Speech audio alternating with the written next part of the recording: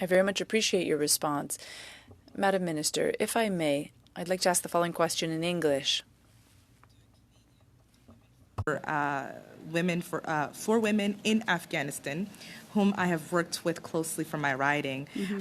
In your capacity as the Foreign Affairs Minister, I've been watching, and I'm sure many people across the country have been seeing your leadership in a foreign policy, feminist policy with the G7 leaders.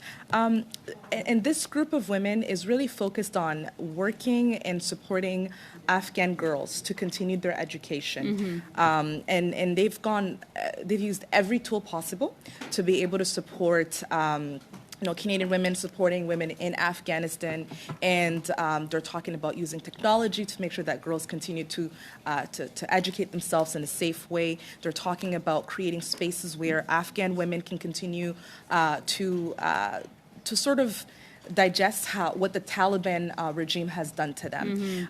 In your conversations with other foreign affairs ministers, are you able to talk about some of the innovative ways that we can continue to support Afghan women and girls who need to continue to have their education? And as we continue to see the erasure of women in Afghanistan, what kinds of conversations are you having with your counterparts on this specific subject? I've had many conversations with my counterpart, particularly my German counterpart, to find ways how could we help the schooling of girls, how could we impose conditions also on our aid, how could also we work with the EU on having also a better coordinated approach with them when it comes to humanitarian assistance, and supported obviously by Minister Sajjan.